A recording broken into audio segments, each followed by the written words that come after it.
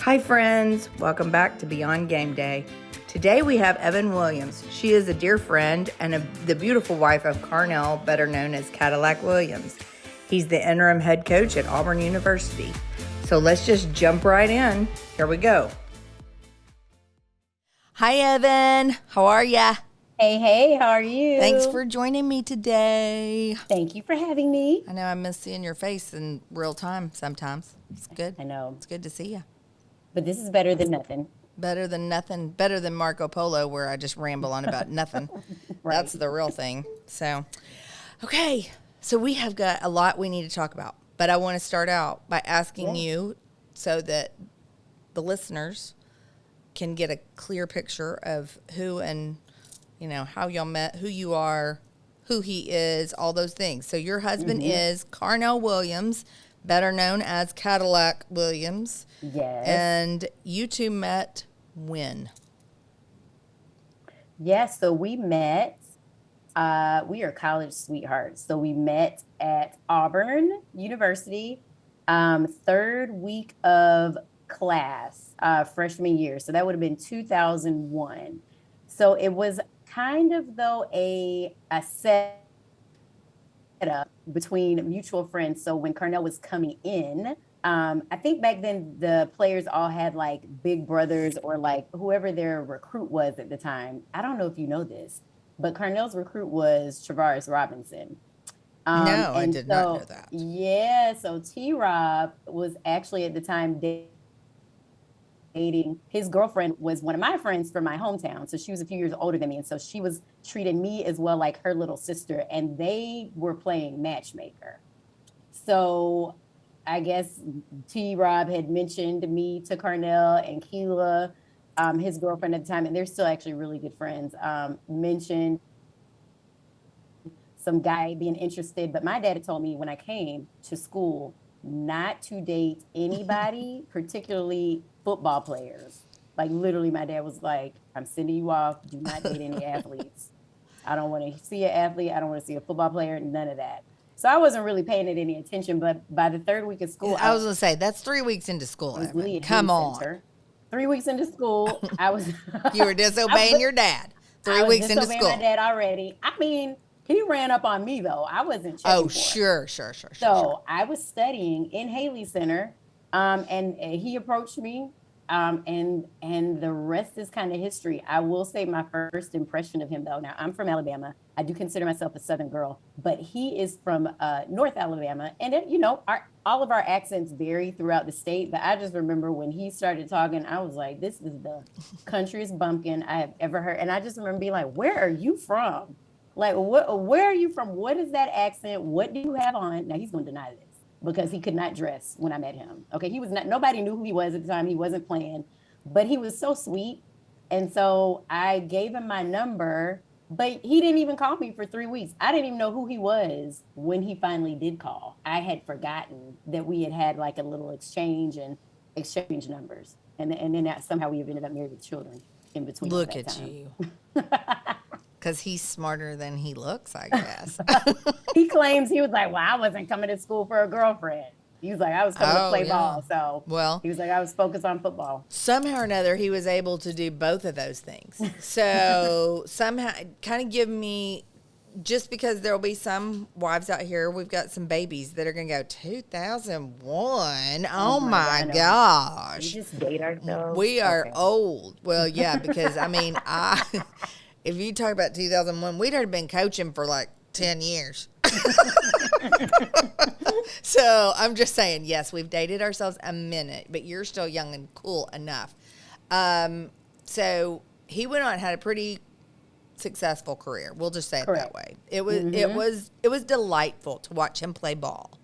Yes. And he had a great team around him. They did some really special things. And so then he was drafted by... He got drafted to Tampa Bay, and I graduated. So he didn't graduate. He only had 2 classes left. But he went ahead and went to the league. When I graduated, which was fall of 2004, I ended up joining Teach for America and was assigned to move to Houston So I already knew that I was going to be in Houston. And then draft day came around and he was chosen by Tampa Bay. And so we had agreed to just try a long distance relationship. Okay. So we were long distance for 5 years. I had the most frequent flyer miles. I bet. I was in Tampa, like, no, I mean, I would go teach during the week on Fridays. I'd have a bag packed. The school bell would ring. I would book it to North Houston to get to George Bush International Airport. And I would have that direct flight to Tampa and I'd be there for the weekend for the games. I would either fly out late Sunday night after the game or early Monday and roll right back into the class. Like, I didn't even know what it was like to live in Houston, like my first year, because I was gone on the weekends during football season. Sure. But then in the off season, with the NFL, I mean, he would come visit me because they're off and they can be anywhere. And we did that for 5 years. He was slow playing the ring and stuff. Yeah, slow poke. There were a couple of breakups in between there, but he acts like he doesn't remember them. So I don't know if that's... We'll get to those later. We have a lot to talk about. Selective memory. We might need to do another podcast on all the other in betweens. We have been through a minute of things. Yes. Okay. All right. So then you two get married, and he is still playing. How long was his career? 7 years. So when we got married, then he was playing for St. Louis Rams. Okay. So we still lived in Tampa, but we went up to St. Louis for the season. Okay. And then he's done. He's still really young. And I'm going to jump into, he decides, I can't sit around. I got to have something to do. Yes. And Mama decides he cannot sit around. He's going to have something to do. Yeah, he was driving me crazy. Now, I'll be honest, he was ready to play a few more years. But, running backs, that position is one of the shortest lived in the league. 3 years at that time was the average. And he was ready to play another 2 years. But, younger, fresher legs coming in, and he just wasn't picked up. So we had Cole, our firstborn, and he was kind of trying his hand at stay-at-home dad. However, I think, if you have a spouse who has been doing a sport since they were a kid and then for it to be cut off, it was like he was going through a grieving period, like just not being used to not playing ball, and he was driving me absolutely crazy. Yeah. I mean, he was getting on my nerves.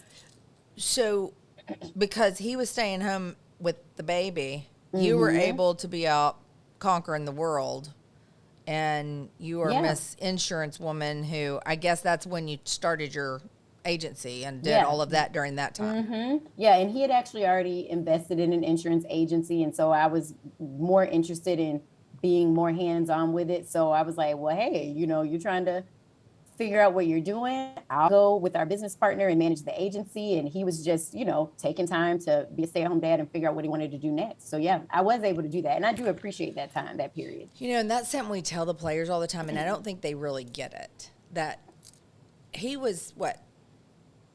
Oh my gosh. 28, 30 years old when he's retired. Yep. I mean, think about that. Yeah. And when we tell them that, it's like, they're still young enough to think that's forever away, but the reality is your life is still laid out ahead of you, and you need to know what you want to do after. I mean, I feel like it's that recruiting, what I call the talk, but it's the understanding. Know what you are wanting to do beyond, and that's what the school years are for. Is to help you start trying to figure that out, because the football will take care of itself, the basketball will take care of itself, whatever sport it is, it'll take care of itself. The main thing is, what do you want to do after? Because, not all of us can be a Tom Brady or a LeBron James, which LeBron's probably really young, I guess. He seems really old to me because he's been around forever, but he went in the league when he was 18.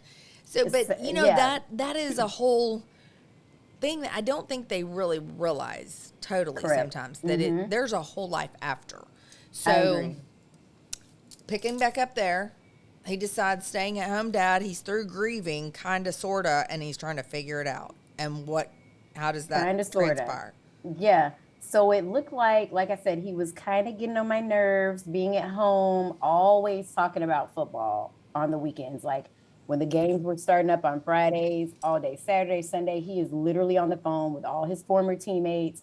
and they are talking football all day, all night. And I'm literally texting with my friends who are married to the guys on the other end of the line. And we're like, we're all going to be divorced if like literally all of us are going crazy. Like enough they is were enough. on the phone so much. We're texting. I was like, I'm about to bust all of this up because we're literally going to lose our husbands because they're all on the phone with each other for 24 hours on the weekends. And so I was like, hey, I know this is what's funny. He had always told me, he was like, I'd never be a coach. I would never get into coaching. And it wasn't for a lack of respecting the coaching world. It was just like, he was like, they work harder than us as a player. He was just like, they're there before we're there. They're there after we're there. He was like, I could never coach. Well, after hearing all this talking about football and analyzing and things of that nature, I was just like, hey, I actually think you should give it a try. Like, why, I'm like, you're wasting time talking to other players about it when you can actually be out there talking to some kids who actually will listen, and you've got a great, resume. Yeah. Great experience. Why don't you get into coaching? So he had to go back to school. So we came back to Auburn so he could finish those last 2 hours, those last 7 hours, 2 classes, English and Spanish. Because of course to coach college, which he was like, well, if I get into coaching, I'd rather start with college. You've got to have your college degree. So that's where you do in high school too. They don't let you teach without a degree. But nice try. Like, well, I wouldn't want to go into the NFL, especially with him coming right out of the NFL. He's like, yeah, let me try my hand at college. So we went back. And one of the cool things that the NFL Players Association does is they do have a lot of really good programs for what's after your playing career. And I just remember seeing all that information, and they have a program director that they assign each player. And I remember seeing information about coaching internship. So once he finished his degree, I filled out that application. I mean, he hopped on the phone with one of the program directors. I cleaned up his resume, and he got the gig to go to Henderson State, Arkadelphia, Arkansas. What? Gus Malzahn's alma mater, baby. Gus Malzahn's alma mater. Now, I was not going with I delivered a baby at Twin Rivers Hospital, so I'm just saying. I was pregnant with number 2 at this time, and I was like, you're going where? Arkadelphia. I was like, listen, we'll come visit. I can't do Arkadelphia, Arkansas with the one Walmart, and that was about it. So we sent him off on it. Yeah, it was worse when I was there, I'm just going to say. Remember, that was back in the 80s. So he went as a GA to Henderson State. That's pretty awesome. So go Reddies. And you stayed home. And then what? Mm-hmm. So we would visit him during the season, which, not a long season. We went up there twice to go and support the team and check on him. And after that, one of the coaches from West Georgia reached out to him about coming to be a GA at West Georgia. So shortly after he got back, from Henderson State, he was on to West Georgia the following football season, again as a GA. Where is West Georgia located? Carrollton, Georgia. Carrollton, okay. He went to West Georgia, and then, so he had a couple of years of GAing, and then... Yeah, and then in the midst of, I think it was shortly after West Georgia, he was attending, I was constantly like online looking at like coaching, whatever opportunities there were. Like we would get these e-blasts again from like the NFLPA or all that stuff about, good coaching conventions or meetings to attend. So there was one being put on by like the NCAA, and I can't think of, it might've been one of the NCAA NFL combos, right? Where they allowed like former NFL players who were interested in coaching to come to this. He ended up meeting the head coach of IMG Academy, which is an elite sports boarding school. So he bumped into Carnell and couldn't believe that he was coaching, and pretty much offered him a job. And what was funny about that is we were in Tampa, and we're natives of Alabama, but we love Florida. And we had talked about how we would love to get back to Florida at some point. And so it just worked out that he met the head coach of IMG, and he reached out to Carnell shortly after that meeting and asked if he would come and be the running backs coach down in Bradenton. And that's a unique coaching experience. No doubt. It's high school, but it's a whole different. It's a whole thing. It's a whole. I mean, it looks like a college campus, feels like a college campus. All of those kids there are going on to become professional athletes. So it's a very elevated high school coaching experience. I mean, everybody on that team, they're D1 players. Right. Literally. Yeah. So it was a great experience for him to be there, because coaches were coming to IMG to recruit all the time. all the Yeah. coaches, all All the the time, coaches. everybody. Yeah. And so he was able to teach at a high level high school, but then also just interacting with all these coaches, guys who he had even, you know, coached him at some point, and guys who he just knew in the coaching world. And that kind of helped open up his, you know, contacts in terms of, you know, moving on to other coaching opportunities. But we were down in Bradenton, Florida at IMG Academy for 2 years. And then in between that, so because IMG's schedule is shorter than most high school programs, because they're not allowed to compete in the playoffs, because, you know, they just have a really unfair advantage of the kind of kids that come to that school.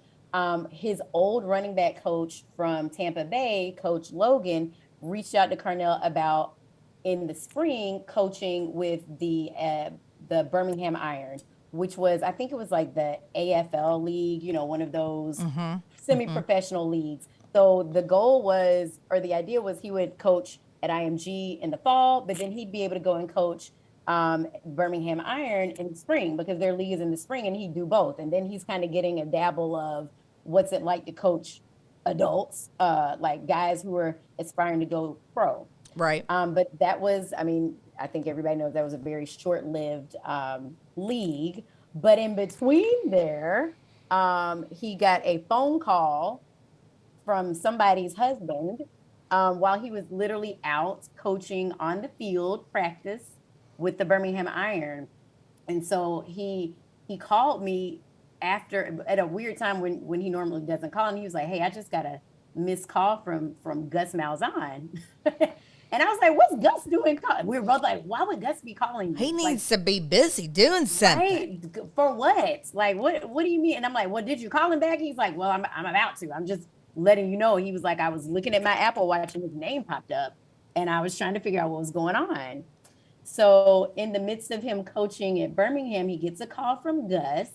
And apparently the running back coach's position was open, and Gus was just reaching out to see if Carnell would be interested. Say, please, please, pretty, please. I mean, what was crazy about that is we always thought, when I saw that the coaching thing was actually gaining traction with Carnell, we were always like, oh, that would be the great culmination of your coaching career, to go back to our alma mater and coach at Auburn. Like, we're thinking that's going to happen 10 years. Like, that will be the end all be all. And then we'll sail off into the sunset after you retire and finish help raising the boys. Like, that's literally what we were thinking. So for him to get a call from Gus at this phase of his career, we were just like, so basically that's what's fixing to happen. Yeah. That you came in, you got finish out. Yeah. Yeah. And of course it did happen, but he about died. We didn't get any sleep those like 3 days from the time Gus called. Gus made you wait 3 days? Well, no, I'm saying, I don't think it was 3 days. I think teasing. It was like, okay. I'm teasing. But then the don't next be day, grabbing at him, there. Kristi. No, because the very next day, Carnell was like, Gus is flying a jet. I was like, what is happening? And then, of course, took him to a Mexican restaurant, which we all know. Of course he did, because that's what he does. Everybody knows Gus and that Mexican. Gus and his like, Mexican. No, God love him. I know. Carnell loves Mexican too. And you know, Gus sat down with Carnell. They chopped it up for a little bit. And I think, if I'm not mistaken, I feel like Gus called him by the time he landed, either or shortly after, to offer the job. Yeah. And Gus was like, "And we need you here tomorrow." Yeah, Gus went in with simply I just want to see if he's all that I've heard as a person. I know what he is as a player. I know he knows how to teach it. He's been teaching it. You know, Gus knew that he was at IMG, all of those things, you know, that because of the recruiting side. He probably missed until later. I mean, I'm sure they connected that night on that Henderson, the Big Ready year. Right. But I would say I don't think he was doing anything more than just, I need to get in front of him because he's big, you know, he thinks he reads people so well. News for him. But he does like to get in front, just to kind of get a feel. Of course, y'all had rave reviews from all of, you know, his playing time and him being a good guy and having, this awesome, incredible wife that, like, wow, like, Oh my gosh. please. But, hey, and truly, I mean, you had some other coaches that had played with him that were on the staff talking about this is a deal. He's a great fit. It's going to work well. Because Guess is kind of weird. I mean, he has his own little unique way of working, and, but we all loved Auburn and wanted it to do well, and he was a great fit. And we had a player or two that we were like, this is the deal. This is the deal right here, right here. Yeah. And the reason I bring that up is because then fast forward to you came in 19, have an awesome year, ended beating Alabama and having a great season, and at least kinda. And then 2020 hits. Yes. And it's a COVID year, and we're, I mean, everybody's trying to figure out exactly what's happening. And then fast forward to December 13, and we get let go. Mm-hmm. Well, in most places, that's a done deal that the whole staff is gone. Yeah. So we're in that position on the backside, concerned about our people, making sure that they have somewhere to go. Yep. And that they're, that our people can land in a place that's, good, as much as we can help them at that point. And so y'all get the privilege of, but also, let's fast forward to February 15th, Gus gets a job, and he's like, hey, because y'all been kept on, but he's like, hey. You want to come coach with us? You want to come coach with us? Always taking my sleep from me. I know. We take your sleep, but once again, could not sleep. What I want you to hear, what I want you to share is, why did you stay? Yeah. So I've not been in the coaching world long, but I knew the odds of staying were just crazy. I feel like that's very rare and unique, especially for a position coach. So Carnell accepted the running back coach job again with the new head coach. And then here you guys go getting a job. And I was like, oh my God. I was like, I already know. I know they're going to be calling. My nerves were bad because I was like, Lord, where are we supposed to be? Was the question. Right. I think it was very clear when you guys got let go, like I was devastated because people don't realize the relationship people form behind the scenes in the coaching world. And so I had already been packing my bag. I'm like, we're going back to Florida. And this was even before we knew you guys were going to be in Florida. I was just like, we'll go back to Florida and figure it out. And then when you guys got the gig, we were sweating again. Like, okay, do we stay at Auburn or do we come to Orlando? And you know this personally. I love Florida. I always want to be back in Florida. My business is here. One of my sons was born here. We got relationships here. And so for me, it was really hard to figure out what was the right thing. So Carnell and I are like, well, we're just going to think about it and pray about it. And I remember him getting the offer, but us saying like, praying and thinking like, but something just didn't feel right. And, this is me and that, that there's no justification. It's just you had to pray through and know. And if there's a check in your spirit, there's a check in your spirit, and you gotta and you gotta stay. What is and that? I know I was just like, and I told you, remember I told you, I was like, we're supposed to be here. I was like, I can't put my finger on all of it exactly, but I was like, my spirit feels unsettled about leaving Auburn at this time. And I know for us, it was a lot of, we had moved a couple family members here to Auburn that needed our help. They weren't quite settled yet. I know in terms of Carnell's decisions on coaching, one thing with him being a young coach, he had not had the chance to finish developing over 4 years, like players that he had recruited. Right. And so for him in that regard, he was just like, I feel strongly that I need to make sure that people know that I can develop talent. And I haven't done that yet. Like I just started getting guys in the door and I want to develop that. But also we just felt like spiritually something was holding, like saying, stay here. And that was a really hard decision for us because obviously we love you. All the friends were going with you guys. And like I said, we left Florida, but I remember telling him like, we're supposed to be here right now for some reason. And I don't know why. Right. But I think we now know why. Yes, Today. because we're going to fast forward to we're glossing over some not fun stuff. And there, Right. Again, in More the not life fun of stuff. coaching, we're dealing with some stuff that's not great all the time. Right. And today, game, what was that, 8? 8. Yes. Before game 8, on the week before game 8, Sunday, the hammer comes down, and you watch yet another head coach get let go. And only this time, they walk in and they say, "Hey, Carnell, come here. Guess what you're going to do?" I'm sure they offered him a rose Crazy. and said, "Will you accept this rose?" But what they meant was, "Come here. This is what you're going to do," because they were so excited. I mean, Yeah. I'm sure it was asked politely and all those things. But Right. so what happened? Yeah. So again, going through the trauma again of another head coach firing, and I get physically not ill, but just my body. Whenever that happens, like it's just the anxiety builds up. Like I said, the relationships. I've got relationships with the folks who were getting let go, and it wasn't just the head coach. It was like head coach. Then 5 minutes later, it was like coach after coach after coach. I think by the time it was said and done, a total of 6 coaches. And I'm, everybody's texting, everybody's scared. They're like, is everybody getting let go? There's just, pandemonium in a sense. And then Carnell calls me. So of course, obviously I find out a few hours before the public does. And he's just like, okay, this just happened. However, I'm thinking, all right, let me go ahead. Once again, I'm about to start packing up. Now we're really moving back to Florida. Now because I'm like, there's no way. You just don't survive 2 firings of a head coach and stay on stage. Like, I was like, we're done.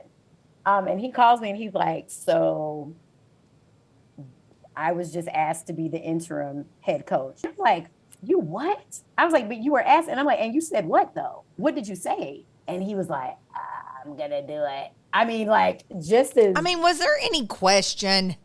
I mean, I had thought in my head about like what would happen if the coach got fired. Literally, we were the last to think it would be Carnell. Period. Me and him both there, like maybe it'd be so and so. Maybe not us.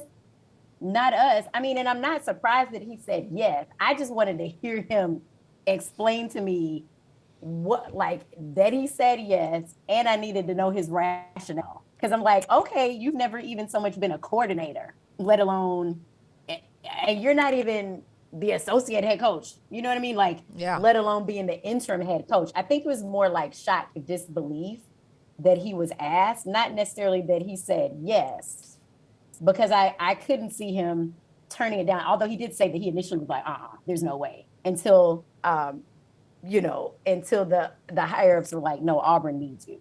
Like you've got to do. You're an Auburn man. This is your alma mater.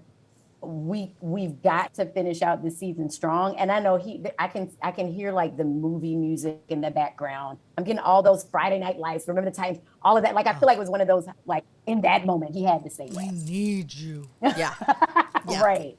Yeah. And I just remember thinking, okay, I only have a few hours before this hits the news. So he explained to me, he was like, this is how it's gonna go. And he's like, you can't tell anybody. I only took it to the Lord, But don't laugh. The first thing I was thinking was, let me go get my nails and toes done, because I ain't laughing. I was like, oh shoot, my hands and feet are not done. I will say, because I don't want to too closely relate you to me to do any damage in any way, shape, or form. But what was the first thing? I was like, hey, girl, get your outfits picked out, because you need to have your stuff together.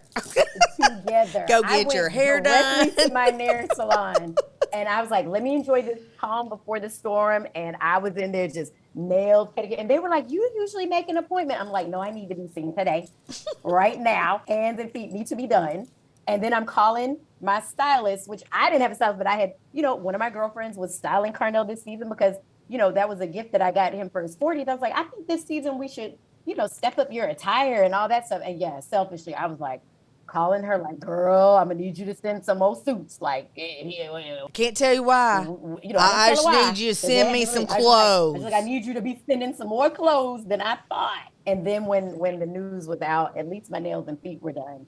So that when I then had to be taking my kids to school and out and about and people are all in my face, everything was together. Those were my first critical thoughts. Nails, toes, and clothes. And thank goodness the eyebrows were done months ago. Eyebrows were already done. Lashes were done. Lashes done. Eyebrows done. And Thank goodness. you were only a week away from the hair being done. So Oh my yay. gosh. Yay. Looking fine.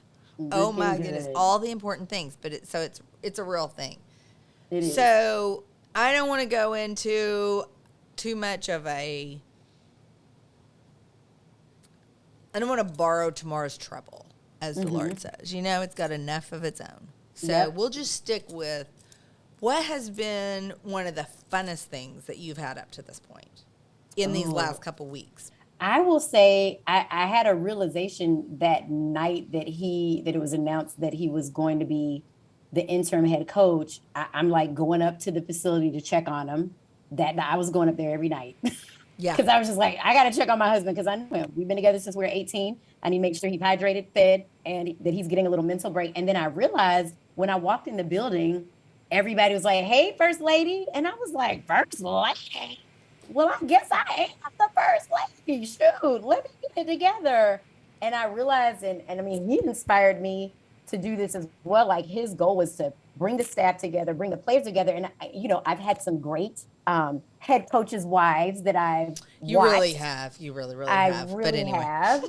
And I realized, I was like, well, I've got stuff I got to be doing too. I mean, they were literally asking me questions about, hey, how do you want to do this, that, and the other? And so one of the things that I had the most fun about, ironically, that first game that he was head coaching had already been designated as the wives trip. So that's not awkward. And I remember being like, I reached out to you. I was reaching out to other people. I'm like, do we keep the wives trip? Do we not? Like, people have been fired. Folks who were thinking they were going on that trip, they're no longer on staff. And I'm glad I didn't make a rash decision and I prayed about it. And so for me, the most fun thing was saying, yeah, we're going to go on this wives trip and we're going to put our arms around each other. And we got to know each other in a way that we had not over the past year and a half or two. And that is translated as well now that we're back at home. The wives get full and we feel the love between each other. And so for me, the most fun has been, checking on other wives and serving the other wives whose husbands have also stepped up. It's not just my husband. Yes, he's the interim head coach.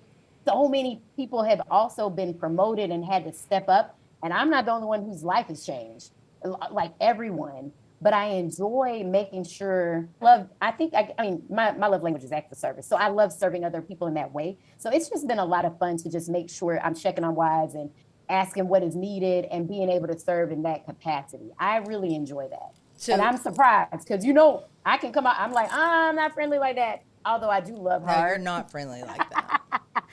You're really not. It took me a minute like, to convince you that you would let me in. I mean, come on now. I know. That's a whole nother podcast. That's a whole nother podcast. But I'm a little not friendly. I do love her. It's not that I'm not friendly. I'm very guarded. You are very guarded. So it's just out of protection for my husband and my kids. But once you're in with me, I'm hard. I go hard for you. Okay. Yeah. So I've had fun. In your life, if you look at it, you married when he was in a position, and there's so many that just want something from you. So there's been reason to put up some guards as to who you let in. It's kind of that thing that sometimes you have to leave some stuff behind when you are moving forward, because if you don't, not everybody wants to go where you're going. And that's just part of it. They have their own direction to go. It's not saying you're leaving them behind because their life sucks. It's just saying we're not going to the same exact location and we need to go different directions. Right. It's okay. It's okay. So what has been the hardest thing? Oh, yeah. Oh, my gosh. And you're in a small town. And I'm in a small town. So it's a combination of lack of sleep because there's just so much to do now in this capacity. And I'm like, as if, being married to a coach is not hard enough. He is now gone even more. You know what I mean? I already only had him for limited time, but we have 2 young boys who are daddy boys. And so still managing them and being a caregiver for them, still me getting rest that I need so that I am a loving, caring mother and not like that. Because that first week I was like, boys, y'all got to give your mama some grace because she is tired and going off of 12 hours of sleep for a whole week. And I was just not myself. But at the end of the day, I'm a wife and a mom. So I'm trying to make sure I'm taking care of home. So striking that balance of taking care of home while he is, and still taking care of everybody else, because we take care of a lot of family members who do rely on me. Just striking that balance has been really hard. But I am so grateful because God has positioned people around me, like you, like all of my friends. Like, it's crazy to see how God positioned each of our friends has been able to pour into us based on whatever attribute God blessed them with. So, I've got you who I can rely on to get feedback on, like, hey, how should I approach this as a head coach's wife? And then I've got, a friend of mine who she's single, right? She's married, but doesn't have kids right now. She's like, what do you need me to do and come help you take care of with your boys? Like, I can come stand in the gap with you and help you. And we have been overwhelmed with that support where people are literally filling in where we're feeling like we're lacking. So it's been hard, but I mean, God has positioned us to where it's hard, but it's not. He has provided because he is the provision of our lives. He already knew what we were going to need in this moment. So it's been just like I've been overwhelmed with seeing that God was already positioning people to be in place so that I didn't already all the way just fall out. Yeah. Last week. Because that's how I was feeling. You could have. Okay. So up to this point, you've told me what the funnest thing was and has been, and then what the hardest thing has been so far. Mm-hmm. So are there, because I hesitate to go to any place because I hope y'all are staying in the moment. I really do. I want you to be staying in the moment. Because obviously at the end, another couple weeks, things are going to be all shifting and changing, and everything can be a new or a not. But one of the things we want to celebrate for you, and truthfully for Auburn, is they've been playing football 1892, 130 years. Think about that. It's a long time. We over here in our black and gold are just like in our 20s. Love ya. Right. We might be barely over 30, but we still think we're 20 because we didn't play real big boy till about 20-something years ago. You're so funny. So you got 130 years, and for the first time ever, Carnell Cadillac Blackjack Baby Meet Me Out Back is running the show. The show. Crazy. How cool is that? It is weird. I'm still in disbelief. It didn't even register when he first was named interim head coach. I didn't even put, 2 and 2 together about him also being the first Black coach of a, major, predominantly white institution, PWI for short, in the state of Alabama, first in Auburn. Like, I didn't realize that till like day 2. And it's hard to articulate the joy that I have for him for this opportunity to be the first. But, then it's also a sobering reminder of, like you just said, the school has had football for a million years, and he's the first, and it's 2022. So you're as an African-American woman, I'm conflicted. It's like, yes, I'm celebrating that, but also reminded of the fact that, man, we got a long way to go because why is that case? You know what I mean? Right. But we wear it proudly. I think it's been more, again, overwhelming, but just hearing from like my friends, hearing from strangers. I mean, you just said, I'm in a small town. I am getting stopped. Well, first of all, I didn't even know people knew what I looked like. And now they really know what I've been telling you. Like I thought I was just going to Publix the other day, and I'm getting that awkward, like that. The staring, and then people just, and I'm fine with it, especially, African Americans stopping me, especially just stopping me and just pouring and how they never and what it means for them. And so for me, it's just a reminder of, it wasn't that long ago where folks were, where we were fighting for civil rights and things of that nature. So it's like all of the things. You know what I mean? It is. It is. I Like wondered. I'm excited, but I'm also like feeling the weight of it. Yeah. You know? Well, and I think one of the beautiful pieces is no matter what happens, that can never be taken away from you. Yep. And that's going in the record books. It is. You know, and that's a beautiful thing because it has been another step forward. It is. And it's beautiful too to see. It is. And it's beautiful to see my white siblings, brothers and sisters. I mean, like I went to a luncheon that Carnell spoke at and standing ovation, you know, for him being the first Black coach. So it's the love is coming from everywhere. So one of the other most beautiful things he's doing is the transparency and the honesty of, I was listening to one of his, one of the many times that I've been listening to him talk lately. I've listened to him more than I've listened to a lot of people now lately. Everybody's listening to him. He gets to hear my little country bumpkin. He's so cute. He's not. But he talking about sharing with the boys and that he was scared. You know, there's, I'm a little uncertain and I'm scared. But I think the thing that struck me is if more people understood that that is what the calling is all about. Yeah. That's what the calling of coaching is all about, is loving on. And truly, he's done an incredible job of, you know, I laugh because you and I talked about it of, have we trademarked those words? Have we patented those? have you gotten a little trademark on that little phrase? They're already on I told t-shirts. you they had it. They're gonna have it before you even get started. Don't even think about it. I've got to try to get him to tell me what he's going to say. If it comes out of his mouth, it's his. It's theirs. Don't even say it. But it's that whole serve, discipline, and believe. So serve's at the top. But the beautiful part with the boys has been the response of seeing a grown man who's been very successful, didn't have to necessarily come back and work. That wasn't really the thing. I mean, he might have had to say married, but it wasn't because he was needing to eat.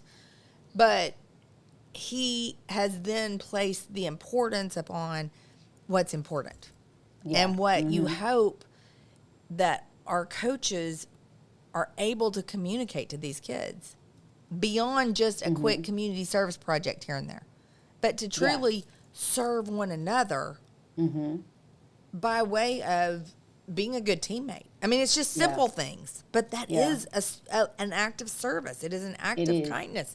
It's an act of, you know, of love of a sort if you're serving one another. And it's been fun to see it. And for him to rally it so quickly, it's just, you know, it's been a lot of fun. It's been a lot of fun. So tell me. I mean, I'm impressed. I watch him at the press conferences and I'm like, that's my baby. Is that the same man I live with? Because I could have sworn he couldn't come up with a straight statement last week when I asked him what he did with something. Right. I know. And I'm just like, but then again, I know him and I'm not surprised because he is, what you see is what you get with him. He is passionate about these kids. He's always been very passionate about not just the ball side of it, but the human side. Right. It is in his spirit, and he is like, we are developing men. Right. He was like, I would not be where I am today if coaches who were before me did not develop me into the man that I am. He feels that weight. Like, he's like, this is what we're here to do. Everybody is not going to the NFL, okay? They're just not. He was like, we're not here to just produce NFL players. Amen. We are here to produce humans. We're here to produce husbands. You know, we're producing sons that are going to be better for their family. Like, he is like all about that. Because and that's what's relatable even in high school sports. It's not about, these kids can have a dream, and that's awesome. And you don't want to ever take that dream away from them. But at the end of the day, what our real job is, and we get graded on the X's and O's, and we get graded on the wins and losses. But the truth is, we can look back and see our history of these kids that we've been involved with and what they have turned out to be to determine, did I do a good job? Yeah. Did I do what I was actually called to do? And I think that's the piece that's so important that, I want to remind, since this is mainly directed to coaches' wives, it applies across the world. And it doesn't matter who you are, you have a purpose and a calling on your life, regardless of what that looks like.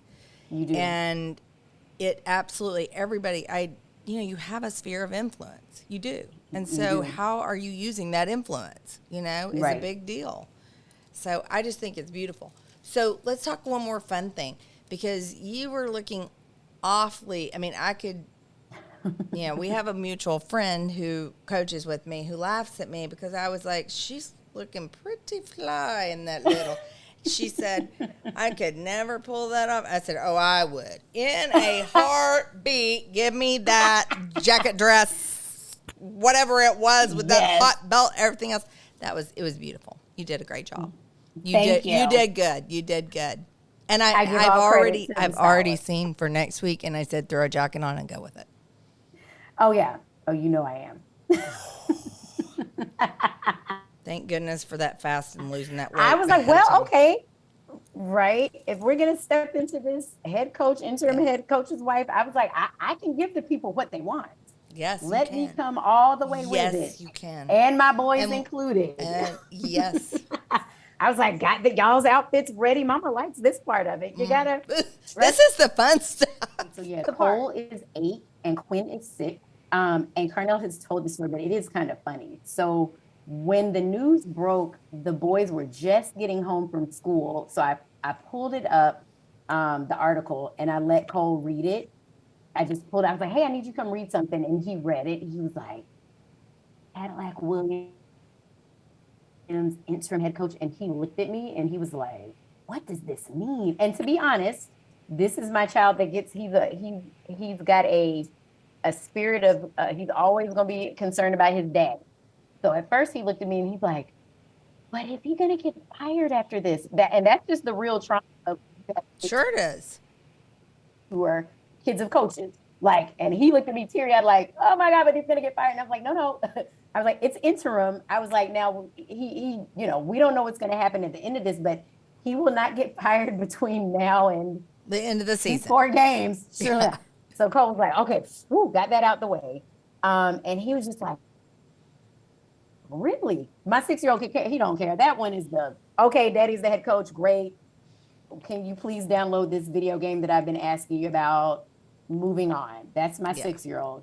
But now that they have experienced the first home game, because I was like, I don't think they really, really get it. They saw daddy on TV for that first Mississippi State game. That was the first time, and my parents said they've never watched just a whole game straight ever. They're good for checking in here and there, but my parents were like, they watched the whole game. Their son-in-law's Cadillac. What? Yeah. Right. They watched the whole game. And then when we went to the Texas A&M game, now I'm embarrassed to tell you this, but an Auburn tradition, as you know, is Tiger Walk. I did my share of Tiger Walk. I saw it. I know, but let me tell you, that was the kids' first Tiger Walk ever. I was like, I know. We're never going to go to a Tiger Walk. You were that parent. You were that coach's wife. It was I don't even see the players and coaches get off the bus and high five them. I'm running in at the last minute and I'm barely hanging on. I'm turning in on 2 wheels and I'm getting there. And none of y'all need to be asking me about what my day looks like, because I just need to make sure that my phone is charged enough that he can play his games. And I'm at the game. That's it. And when I talked to you, I said, so you're going to, and you went, oh, I guess I am going to have to take them to the game and let them do the whole thing. Early on time. Yeah, early. I'm going to actually have to do the whole thing. I was like, I got to do the whole thing. Yes. But the look on their face, I was like, y'all, I need y'all, I don't want you to be afraid, because this is but they're, wide-eyed, walking through that crowd, which was, I don't know if it's official, but it had to be the biggest Tiger Walk of the year. They got it then. They were like, oh, shoot, my daddy is the interim head coach. And they were just beaming the whole time. Just so excited and so proud. But, your kids are also they will humble you. So when Carnell, after that first day of him being appointed as interim head coach, he went to wake Cole up that next morning at school. And he was like, Cole, did you hear the news? I'm interim head coach. He was like, yeah, Daddy, I heard, but it's only temporary. And then he was like, I'm going back to sleep. It is. I was like, boy, it's your own children. It is the piece of the humility that God allows us to have. I was dying. I said, oh my God, you be your own kids who will check you to make sure you. Cole was like, it's just temporary. Calm down. Don't get so excited, Dad. I mean, he was like, yeah, I'm thrilled for you and stuff, but you. we'll check in and see where things are in a few weeks. We'll check in. Yeah, but they're loving it. They're loving it now. Mm-hmm. That is awesome. Okay, I love you. Love you. We will revisit this in a few months and catch up on lots more because I feel like you and I have a few other things that I would love to talk about in this coaching realm. Sure. And I just really wanted to catch it while it was so exciting. Yeah, I'm glad we finally did. I know. And then maybe we can do the next one in person for real. No, we will. And you're going to actually show up. I'm going to need a vacation after this, okay? Forget vacation. Come down here on your way to your office, taking care of business. We've been having some hurricanes. The office that blew away. We've been having some hurricanes. Right. My office that has been flooded. I know. It really did. It's gone. She was down in Tampa. So I'll be coming on vacation. It was gone. Yes. Scary. All right. Well. Okay, Mama. All right. Love you. Talk to you soon. Love you. Bye.